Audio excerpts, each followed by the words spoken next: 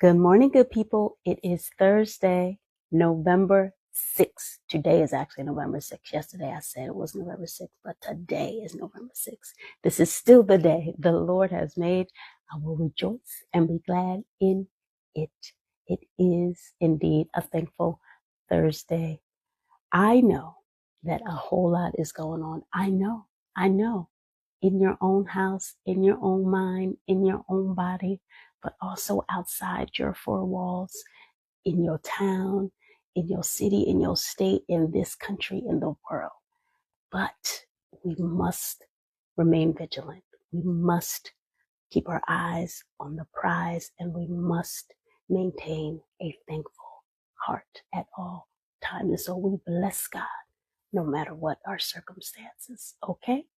That's all I want to say. As we get into this word, I'm going to be real quick today because we are still talking about those original 12 apostles, the 12 that Jesus hand chose to be his followers, right?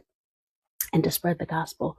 We've already talked about Andrew, his brother, Simon Peter. We've talked about John yesterday. And I deduced from my own investigation that John was Jesus' first cousin because it said his mother, Salome, was at the cross in the book. Okay. Which means that today we're talking about James, which is John's brother. James was also Jesus' first cousin. I said it and I stand on it. Y'all got to prove me wrong. Okay. James, big James, he's referred to. And I don't know if that's because in stature he was bigger, because, there were two disciples named James. And one is referred to as James, the greater, or big James. And then the other is, we'll talk about next week, referred to as little James or James the lesser. I don't know if that means he was, diminished, smaller, shorter, or just because he was lesser known. I don't know. But to distinguish between the two, we call this one Big James. And he was the brother of John.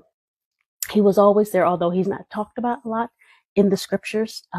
But James and John are known as the sons of thunder because they were bold enough and crazy enough to approach Jesus and ask if they could sit at the right hand of his feet in the kingdom. And Jesus was so mad. He rebuked them so bad. He was like, what are you talking about? Like, you don't know what this cross is that you're asking to bear. And so to you, I say, be careful of what you ask for.